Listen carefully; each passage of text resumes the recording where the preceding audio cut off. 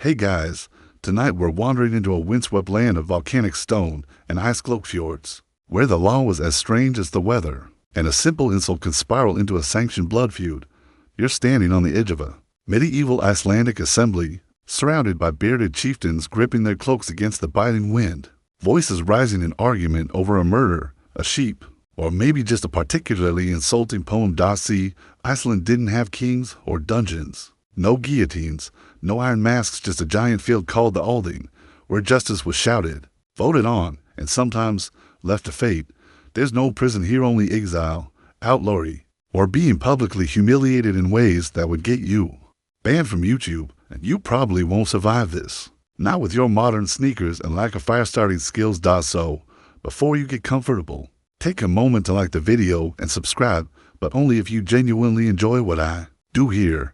And I'd love to know where in the world are you listening from, and what time is it for you right now? Drop it in the comments. Now, dim the lights, maybe turn on a fan for that soft background hum, and let's ease into tonight's journey together. You trudge up the rocky path toward Hingvellir, the site of Iceland's legendary Alding. The air is dry and cold, and moss clings to the volcanic stone like ancient judgment. Around you, men gather from all over the island, wrapped in wool, armed with spears and legal arguments. You overhear a discussion about a man who called another man's beard thin. Apparently, that's slander here, and punishable. In medieval Iceland, law wasn't just about right or wrong. It was a performance. The law speaker, yes, that was his job title, had to memorize the entire legal code and recite a third of it each summer, standing for hours with the wind yanking at his cloak. Imagine delivering TED Talks while being pelted with sleet and goat noises. There are no police officers. Justice is community-driven and personal. If someone kills your cousin, you don't just call for an investigation, you grab your axe and your witnesses. But more on that later. For now, you witness one of the most peculiar features of this system, punishments that do not fit the modern definition of humane. Let's say you're accused of theft. There's no jail to toss you in. Instead, your neighbors debate your fate like a very aggressive neighborhood council. The punishment could be anything from exile to ritual humiliation. Maybe they smear you with ash and make you parade naked through town reciting your crime. Maybe they find you more sheep than you've ever seen in one place. Or maybe they make you duel your accuser with spears on horseback. Hope you practiced. And when you think of exile in medieval Iceland, don't picture a quiet cottage by the sea. Outlawry was basically a social death sentence. More on that in section 2, but trust me, you'll want to keep your head down and your poetry non-threatening. 1. Poor soul, Roar, once got punished not for stealing, but for hiding the killer's horse. Yes, the killer got his own punishment. But Roar was banished for 3 years for protecting a four-legged accessory to murder. Historians still argue whether Roar knew about the crime or was just trying to keep the animal warm. But it didn't matter. Icelandic law loves symbolic justice. And then there's fire. Oh yes. While rare, some punishments did involve burning, usually symbolic, sometimes literal. In some tales, arsonists had to rebuild what they destroyed and spend the winter sleeping outside beside the ruins, wrapped in whatever hadn't been scorched. A kind of Icelandic sleepover with frostbite. The island's geography also helped shape its peculiar justice, with no natural barriers between communities and an awful lot of lava fields.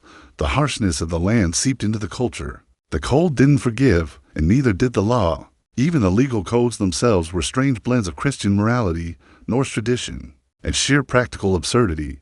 One law prohibited men from bathing more than once a week, unless it was Sunday. Another required that you bury your enemies at least knee-deep, so foxes wouldn't dig them up.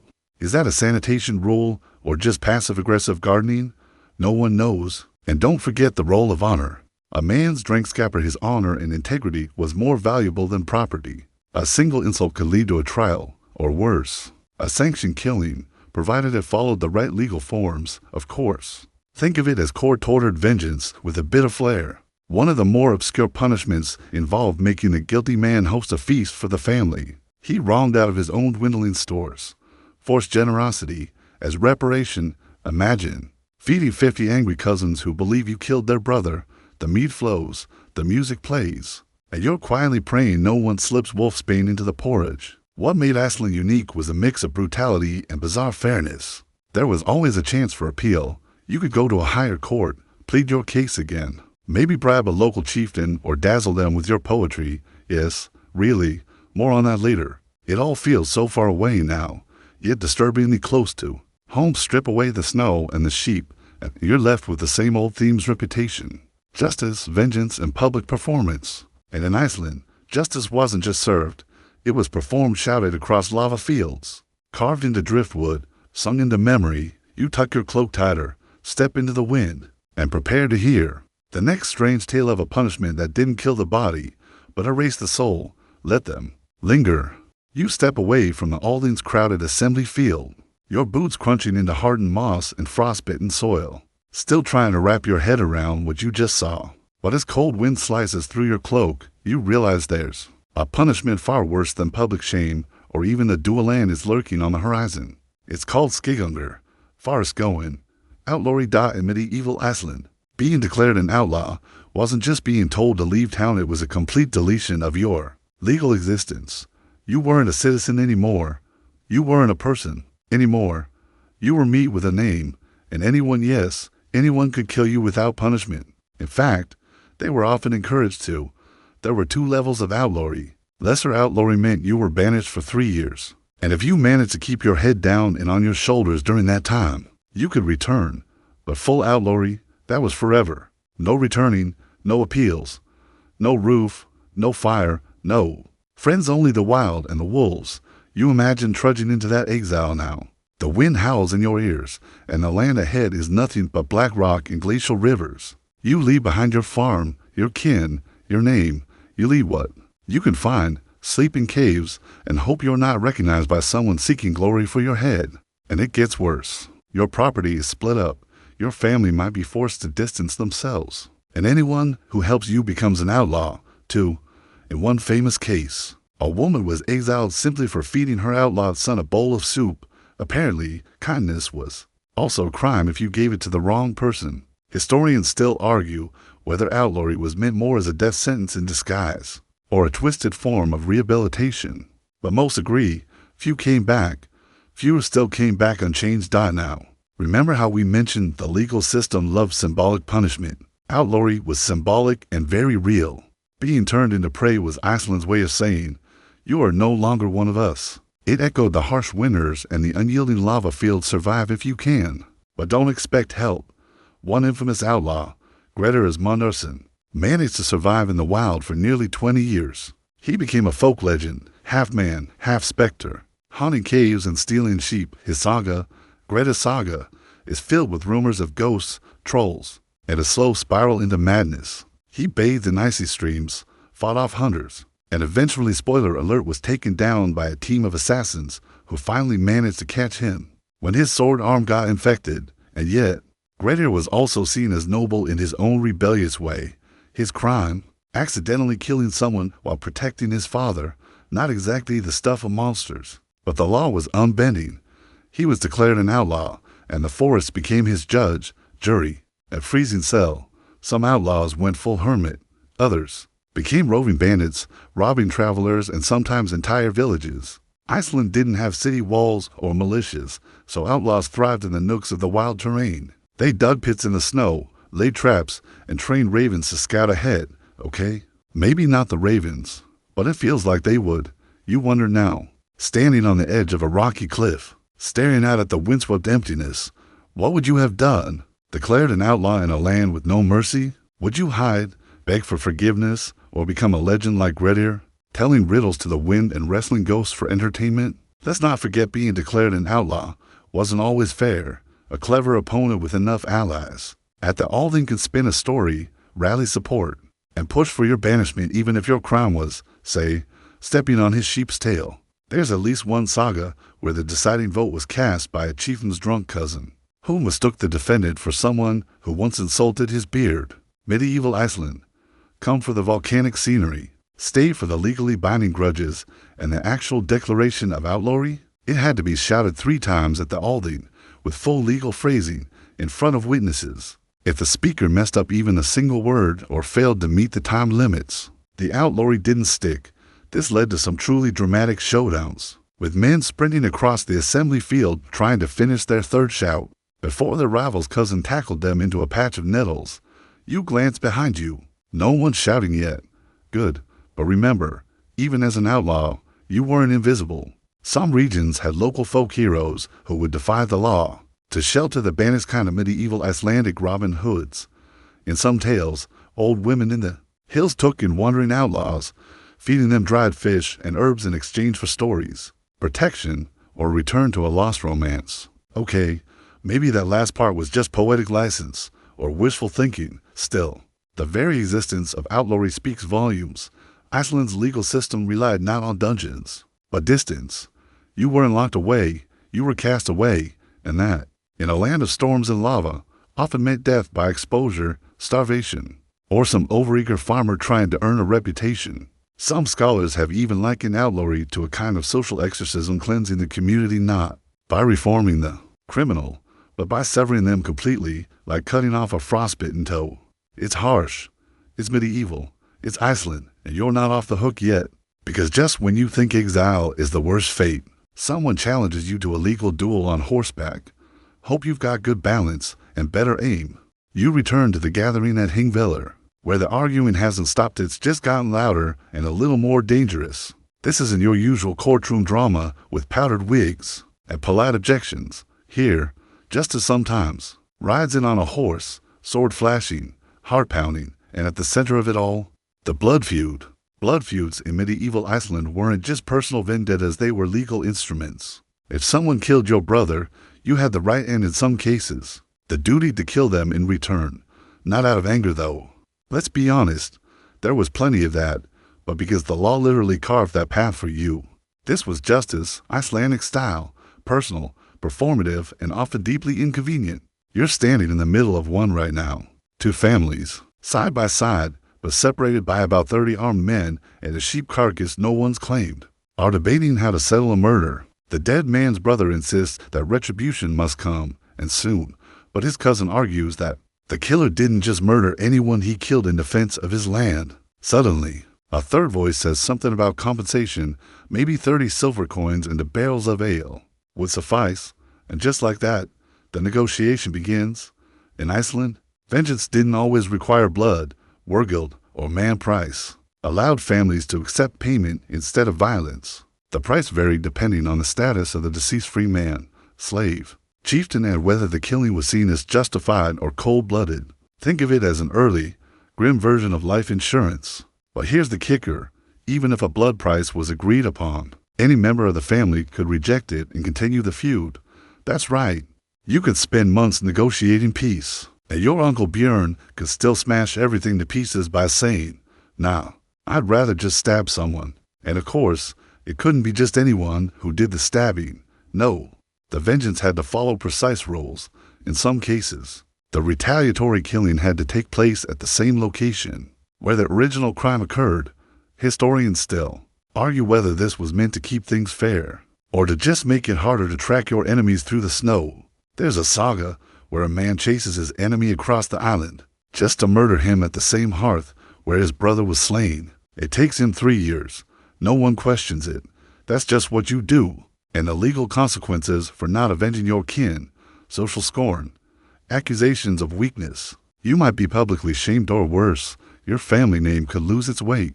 In a society built on honor and reputation, that was a punishment more devastating than any outlawry, of course. You couldn't just claim you were avenging a death, you needed witnesses. Everything had to be declared in front of others. Who died, how they died, who killed them, and who was going to pay the price. There were entire rituals for announcing a killing, down to the specific phrasing used when throwing a cloak over the dead body and saying, "I name him slain."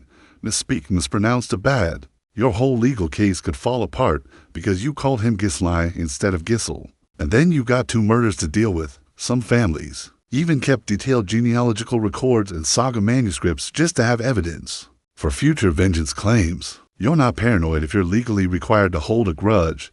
Let's not forget the neighbors. They got involved too. In tightly knit farming communities, feuds didn't stay private. Your cattle could be slaughtered, your fences burned, your house painted with fish guts in the middle of the night. Yes, really, that was a thing, and sometimes these blood feuds snowballed into miniature wars. Entire villages took sides. Neutral parties were drawn in, often against their will. And suddenly a dispute over a stolen sheep turned into a 2-year saga involving curses, dismemberments, and suspiciously timed landslides.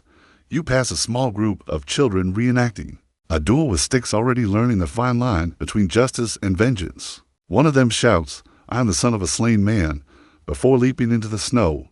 It's adorable and deeply unsettling. But remember, this wasn't lawlessness. This was the law. They all then kept track of who owed what blood, who had paid their man price, and who was legally justified in carrying a grudge. One fringe tale probably apocryphal, but too good to leave out, involves a man who tried to fake his own death just to trigger a blood feud and bankrupt his rival's family. He laid down in a snowbank, covered himself in goat blood, and waited. Unfortunately, the snow melted too soon and revealed a very chilly, very embarrassed fraud. Still, historians debate whether this was a myth or just classic Icelandic pettiness. Even the church, when it finally started flexing influence in the 11th and 12th centuries, couldn't fully suppress blood feuds. They tried to introduce confession, forgiveness, Christian mercy. But old habits and old grudges died hard, especially when they were still legally binding. By the time you leave this particular assembly, 2 things have happened. 1, the feud has been mostly settled with a creative mix of silver, livestock, and 2 barrels of salted herring. And 2, a young man from the victim's side has stormed off, muttering about finishing things properly in the spring thaw. You tighten your cloak and shake your head. Icelandic justice may be deliberate, but it's never dull, and you've got a feeling the next legal battle will be even stranger, because someone just mentioned a boiling cauldron and a stolen spoon. You follow the murmurs through a narrow valley where the wind drops and the voices get hushed. There's a trial happening here, not one argued with words, but with wounds. A small crowd has gathered around a blackened fire pit and a wooden table slick with morning frost. You cast the glint of iron dot in medieval Iceland. If the facts of a case were fuzzy, or if witnesses disagreed or conveniently forgot what they saw, then the solution was simple. You let the gods decide. Through pain. Welcome to trial by ordeal, right? Now, a trembling man stands barefoot in the snow, staring down at a glowing rod of iron being pulled from the coals. His crime, accused of breaking into a storage hut and stealing dried fish. No one saw him do it, but someone said he did. That's enough for this. A priest or a local chieftain, depending on the era, gives a nod. The man reaches for the iron. With both hands, the ordeal is simple. Hold the red-hot rod, walk 3 paces. Then have your wounds bound and sealed for 3 days. After that, the wounds are inspected. If they're healing clean, you're innocent. If they're festering, well, you've got guilty blood and a possible infection to worry about. Historians still argue whether this method was purely symbolic. Maybe the priests used slightly less hot metal for people they liked, or whether people really believed divine forces would protect the innocent from blisters. Either way, it's medieval Iceland's version of a courtroom lie detector, and about as reliable. There were other versions too. The cold water test involved tying a person up and tossing them into a lake.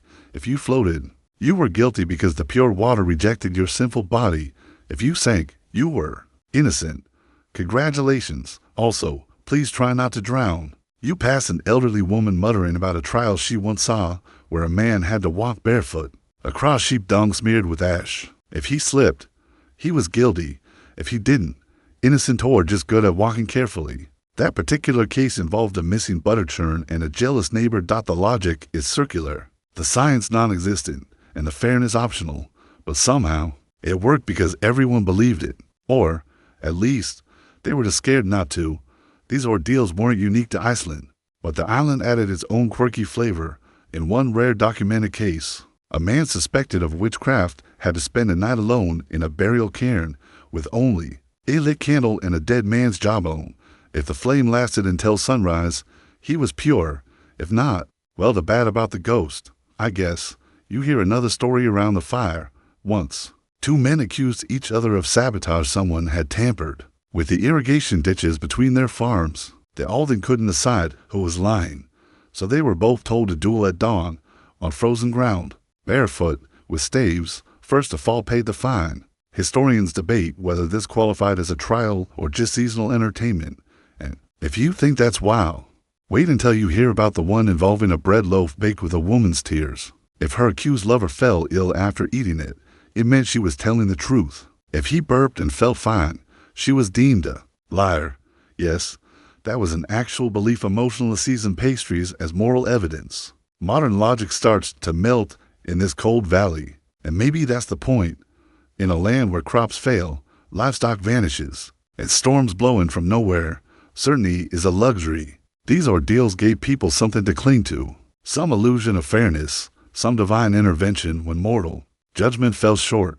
That said, there was a growing tension between the Old Norse rituals and the new Christian ones. Christianity had made its icy way into Iceland by the year 1000, officially replacing pagan worship. But people didn't just flip a switch. So you get bizarre mashups priests invoking Christ while administering an ordeal that involved cow bones and whispering to the north wind. The church later tried to ban trials by ordeal altogether. They argued it was testing God inappropriately and, more practically, that too many innocent people were dying because they couldn't hold molten metal without passing out. But the tradition lingered, especially in rural parts, well into the 13th century. You crouch beside the fire now, the iron rod already cooling. The man's hands are wrapped in cloth soaked with herbs and animal fat. No one speaks for a while. They just watch the steam rise and the snow fall. You can't help but think, how many people faked injuries or bribed the iron bearer? How many clever liars walked free? And how many terrified innocents scarred their hands trying to prove their truth? There's no answer. Only silence and the creak of leather boots. Retreating into the dark. Still, you're not out of the woods yet, because next up is a punishment so strange, you almost wonder if it was invented just to confuse future historians. Hope you brought your poetry skills and a very well thought out baby name. You wake to the sound of someone shouting across the snowy valley, not in anger, but in verse. A kind of sing-song rhythm that carries through the cold like it's been waiting 1,000 years, just to be heard again. Icelandic poetry isn't just art here, it's law, and sometimes it's a weapon. This next legal peculiarity has nothing to do with swords or red-hot iron, but if you mess it up, you might still lose your land, your reputation, or your teeth. Welcome to a land where naming your child wrong could make you a criminal, and where insulting someone with a bad poem could start a blood feud. Die first.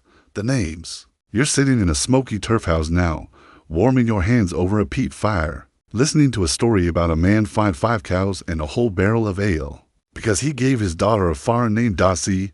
Iceland had strict naming laws, yes. Even in the Middle Ages, names had to follow a traditional pattern, reflect family heritage, and sometimes even require approval from the local law speaker. If you got creative, named your son something suspiciously Frankish, or tried to call your daughter Silken Hair, you could be fined or ordered to rename them altogether. This wasn't just pettiness. In a land where lineage mattered, names were legal identity.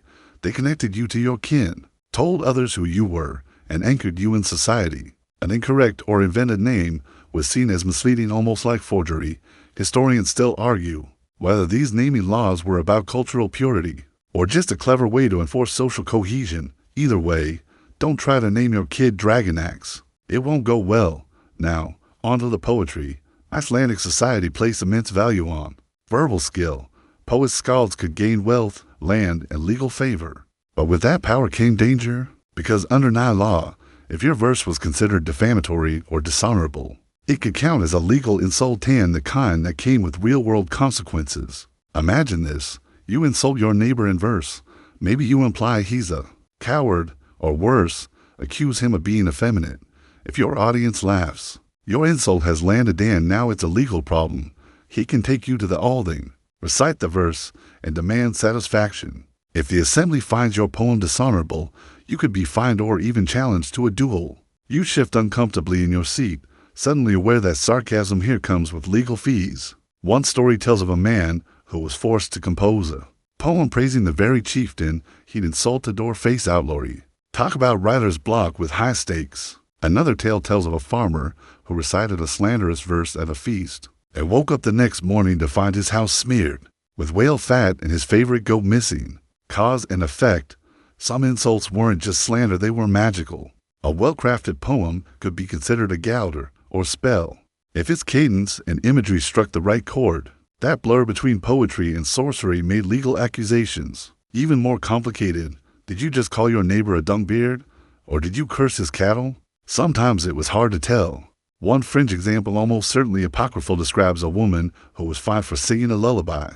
That included a veiled insult toward her sister-in-law. The court debated for 2 hours whether it counted as nigh before finally declaring it probably rude, but not criminal. Icelandic law, come for the logic, stay for the passive-aggressive bedtime songs. You step outside, snow crunching underfoot, and see a young man rehearsing a verse beside the stream. He's mumbling to himself, clearly nervous. You lean in and hear the words. Your sheep are thin, your beard is worse. I wouldn't trade your farm for a curse. You step back quietly. That's probably going to court. And then there are the carved insults, wooden nifstangs, or scorn poles. You plant one in the ground, carve runes on it, and sometimes top it with a horse skull. That's the Old Norse equivalent of a Twitter feud. But it doesn't just get you unfollowed, it might get your house burned down. The most famous example involved a scorn pole raised against a chieftain who refused to pay wergild. The next morning, the chieftain found fish entrails stuffed in his chimney. Point made. And while we're at it, let's not forget Rimmer, epic narrative poems that often blended real events with wild embellishments. These were sometimes used as legal evidence, yes, poems as court documents. If a saga preserved a version of events that matched someone's legal claim, it could be used to support their case. Historians still argue how much the courts believed these verses, but some legal assemblies took them very seriously. That's Iceland for you. A land where justice was not only spoken, it was sung, carved, and sometimes rhymed badly into a goat horn. You find yourself smiling now, because even in this harsh, frozen world, people couldn't resist the urge to make fun of each other in verse. It's oddly comforting, also dangerous. As you climb the next ridge, the snow picks up again, and you see another fire flickering in the distance. Time to rest. Maybe write a few lines of your own. Just be careful what you rhyme with. Björn. You wake to the quiet creak of frozen earth shifting under your boots. Trudging along a narrow trail that winds through coastal cliffs and misty tundra. The sea crashes below you, and the air smells of salt and damp kelp. You've left the courts, and poetry circles behind, because now we're stepping into the strange and shadowy world of medieval Icelandic sorcery. Yes, it existed. And no, it wasn't always illegal unless you got caught, or unless someone died, or, occasionally, if your spells worked a little too well. In Iceland, magic wasn't just feared, it was woven into the legal system. The Graga's Law Code, Iceland's earliest known legal record, included specific punishments for sorcery, and they weren't light slaps on the wrist. If you were found guilty of using Fylkinja sorcery, enchantment, magical symbols, you might be outlawed, fined, beaten, or drowned. Occasionally, they got creative. One of the strangest punishments on record involves a man named Kalla, yes, like the volcano, who was accused of using sire, a form of Norse magic often practiced by women, because sire involved trance states, spirit work, and sometimes cross-dressing. It was seen as both powerful and deeply suspicious, especially when performed by men. When Kalla's neighbors suspected him of hexing their sheep into infertility, they dragged him to the assembly, where he was sentenced to ritual exile. Not just ordinary outlawing, no. He was forced to live in a cave near the coast for a year, forbidden to speak to anyone, and only allowed to eat what he could fish or forage. Kind of like a wizard-themed survival show, minus the audience. You pass by one of those caves, now low and blackened with soot, lined with driftwood and old bones. The wind whistles through the stone, and for a moment you can swear it's whispering a curse. Not all magical punishment was so lonely, though. Some accused witches were executed, usually by drowning, burning. The go-to in continental Europe was less common here, mostly because Iceland didn't have a lot of spare wood lying around. Historians still argue whether drowning was chosen for symbolic purification or just sheer practicality. Either way, you didn't want to be caught brewing anything weird in your stepot. And yet, despite all this, magic was everywhere. The same people who accused their neighbors of sorcery would carry Galdrostafir, magical staves, carved into bone or skin. These runic symbols promised everything from victory in court to easier childbirth. The line between superstition and crime was blurrier than a frost-covered window. One particularly bizarre punishment involved a woman accused of using seal fat and birch bark to curse her rival's milk cows. Rather than outlaw her, the court sentenced her to silence for 6 months, literally. She wasn't allowed to speak except to recite prayers. People would sneak by her house just to see her glare in wordless fury, clutching a spoon like a weapon. Even more fringe was the practice of Tessira, a solitary magical vigil. Someone seeking supernatural power would sit alone on a burial mound or desolate hilltop through an entire night, chanting secret verses, sometimes stark naked. If they survived the night, and no ghosts or spirits carried them off, they might return with prophetic dreams or a minor nosebleed. One man famously attempted this rite to help win a land dispute. When asked what the spirits told him, he reportedly said, "They said I should plant onions instead, not the outcome he hoped for, but maybe the legal case was settled with soup." Iceland's legal codes were clear. If you used magic to hurt someone, you paid. If you used it to heal, people still side-eyed you, but you might be safe. Until their cow miscarried, then you'd better start packing. Even the church couldn't stamp it out. They tried, of course, adding anti-sorcery clauses to their own codes, preaching against superstition, but rural Icelanders lived close to the elements, and magic was often just part of everyday life. You needed help finding a lost lamb. Maybe a charm could guide you. Your neighbor's haystack looked cursed. Better consult the old woman who muttered in 3 languages and smelled like whale oil. Punishments varied wildly. One saga mentions a man who tricked his accuser by claiming he could curse people using only potatoes. The court found the claim ridiculous, but still ordered him to burn his garden just in case. This tale is likely exaggerated or completely fictional, but it captures the paranoia of the time perfectly. And don't forget the soft executions. These weren't direct killings, but punishments so brutal they often led to death. Forced fasting in winter caves, sentences of silence, ritual shaving and public shaving in the dead of night meant to strip you of power and dignity. A French tale tells of a man who was punished by being forced to eat nothing but herring for 40 days. He survived, barely, but refused to speak another word for the rest of his life. His neighbors called it the quietest curse ever cast. As you return to your path, the ocean wind slaps your cheeks awake. You spot another small scorn pole, planted in the earth, this one with seaweed wrapped around its base. Probably a warning to a nearby farmer, or maybe just a very elaborate seafood-themed prank. You've now seen how law and magic blended in medieval Iceland, sometimes beautifully, sometimes fatally, and often both. But your next stop might be even stranger, a world where your survival depends on how well you rhyme under pressure. The wind dies down as you wander into a sheltered valley, where snow gives way to thin green moss and the quiet trickle of a half-frozen stream. There's a peaceful stillness here until someone shouts a verse, and you realize you've stumbled straight into a legal poetry battle. Yes, this is real. In medieval Iceland, if you were accused of something shameful, there was one peculiar way to defend yourself that had nothing to do with swordplay or witnesses. Instead, you stood before the community and improvised poetry. The laws didn't just allow poetry as legal defense, they demanded it. In some cases, if you couldn't compose a verse to defend your honor or respond to an accusation, you could be fined, or worse, declared legally dishonorable. That meant losing the ability to press charges in the future.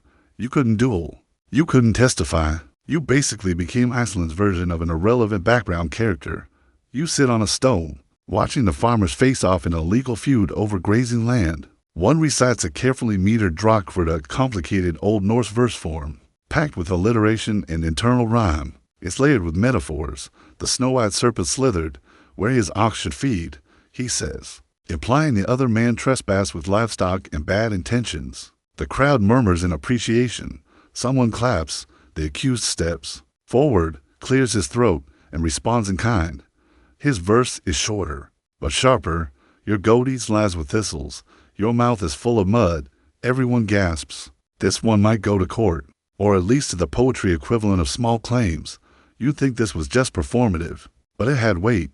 In many cases, these verses were entered into legal records, and if the community decided the response was insufficient, if your verse was clumsy, late, or off-topic, you could be ruled against just for being a bad poet. Historians still debate whether this was a test of honesty or simply a cultural obsession with cleverness, probably both. And this wasn't just for men. Women, too, were expected to defend themselves with verse. One saga tells of a woman falsely accused of adultery. Instead of weeping or hiding, she stood before her accuser and spat out searing lines that dismantled his claim and compared his intelligence to moldy bread. The court dismissed the case on the spot because the insult was that good. A lesser-known punishment existed for those who couldn't compose verse on command.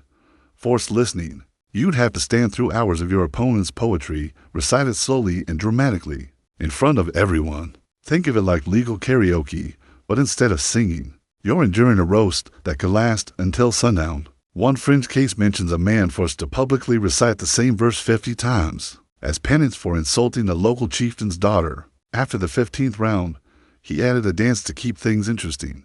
By the end, the villagers forgave him either out of mercy or sheer exhaustion. Then there were the satirical night verses, which were illegal if they crossed certain lines. You could lose your honor, land, or even your tongue for composing a verse that accused someone of cowardice, perversion, or betrayal without evidence. And remember the scorn poles from earlier? Well, many of them were accompanied by poems carved right into the wood. The insult lived on long after the beef had spoiled.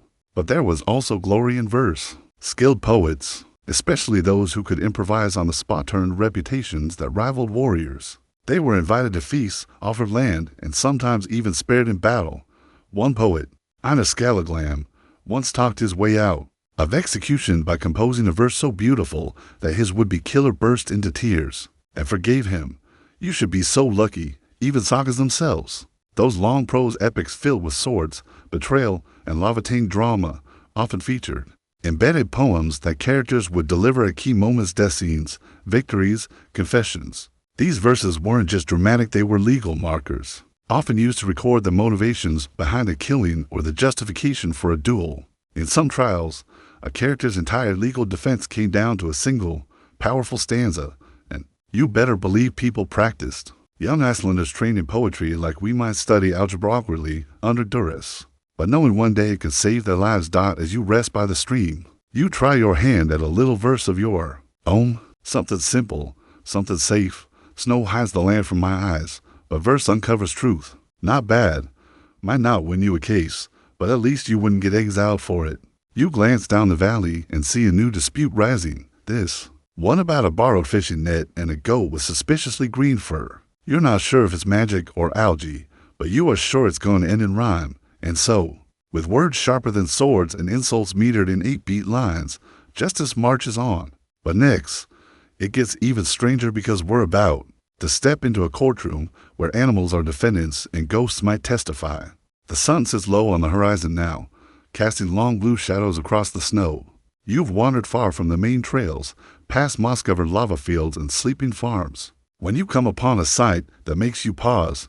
A group of villagers is gathered in a circle, standing unusually still. In the center, a sheep. Not just any sheep, this one has a painted mark on its flank, a wreath of seaweed around its neck, and a large wooden sign tied to its back that reads, quite clearly, Jaffer, thief. Welcome to the courtroom of the truly peculiar, where animals can be criminals, and sometimes the dead get a say. In medieval Iceland, the law could be flexible, especially in smaller communities where isolation, superstition, and a heavy dose of creative problem-solving led to cases that today sound more like folklore or the legal record. But these events are recorded in sagas and law texts with a kind of deadpan seriousness that makes it clear, yes, this really happened. Let's start with the animals. Imagine your prized sheep disappears in the night. 2 weeks later, it turns up at your neighbor's farm, shaved, renamed, and insisting it's always lived there. You accuse your neighbor of theft, but he insists the sheep wandered in. There's no brand, no tag. How do you prove ownership? Simple. You go to court.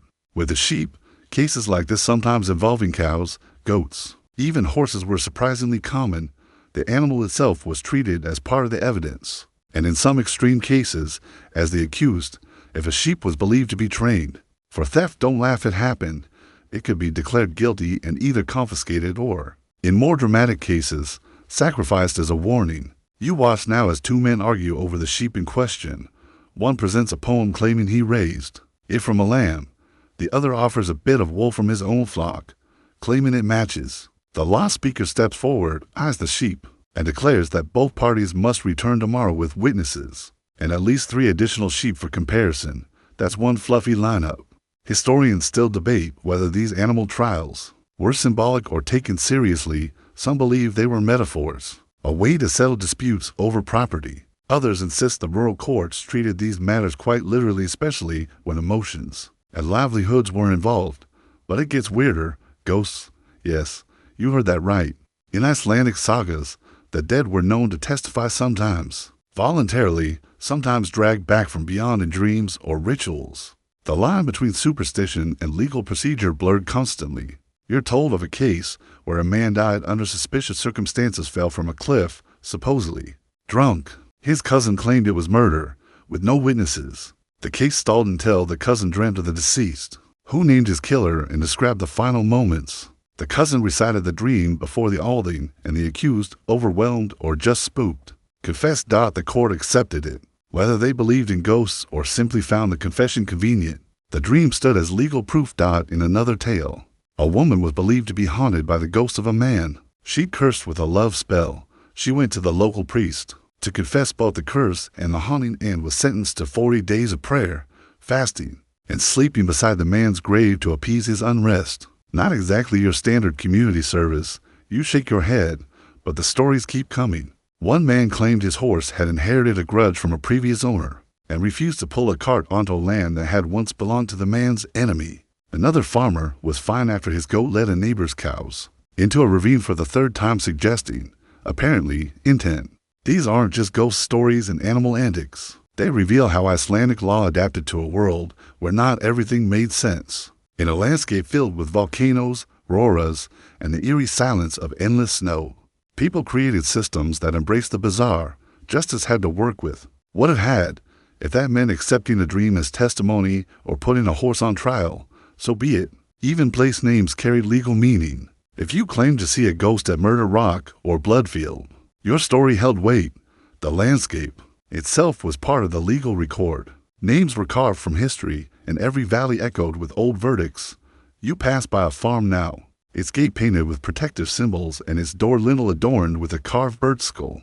The family believes it keeps away both foxes and spirits. One old woman tells you a tale of a trial held between a man and a hill. Yes, the hill. It was believed to be cursed bad crops, sick cattle, strange lights. The man argued that the land should be declared uninhabitable and his taxes reduced. The court agreed.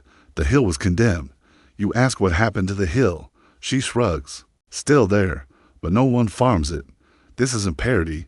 This is law, Iceland style, where everything has a voice, including the wind, the hills, and sometimes the long dead. You wrap your cloak tighter as night sets in. Somewhere behind you, the sheep has been declared innocent, or possibly a reincarnation of an old chieftain. Either way, it's being released with a blessing and a wreath of dried lichen. And as you settle by your campfire, you realize something. Justice here isn't about facts. It's about memory, belief, and reputation, and tomorrow you'll face a different kind of judgment where your punishment might be carved into your own face. The morning air bites at your skin like sharpened wind as you step into another village clearing. This one quieter, tenser. There's no shouting, no duels, no rhymed insults echoing across the frost. Just a man standing in the center, shirtless, arms bound, and a flat piece of iron glowing in a brazier beside him. You've arrived at one of the most visually disturbing and surprisingly structured realms of Icelandic law, the world of physical punishments. Specifically, disfigurement. Yes, while exile, fines, and poetic vengeance made up the bulk of Icelandic justice. There were moments when things got quite literally cutthroat, or at least your throat. Let's say you committed theft, not just any theft, but something persistent or scandalous, like stealing from a guest or a sacred site. If the court deemed you particularly dishonorable, they could mark you for it permanently. You shiver as a local law speaker steps forward and begins reading from a flat stone tablet. The sentence is clear. Let his nose be clipped and his left ear severed, that all may know his shame. Yep, nose clipping. This was real and legally sanctioned. The idea was simple disfigurement as both punishment and permanent advertisement of guilt. You couldn't just blend back into the crowd when you were missing an ear and had a neat little notch where your nose once was. Sometimes it was one ear, sometimes both. Sometimes it was a brand in a hot iron pressed against the cheek or forehead, burning a symbol into your skin that would never fade. The marks varied. In some regions, they used runes. In others, just a line or a circle. One record even mentions a man branded with a sheep's hoof print for livestock theft. Iceland had a flair for poetic symmetry, even in pain. Historians still argue whether these punishments were common or reserved for dramatic cases, meant to make a public example.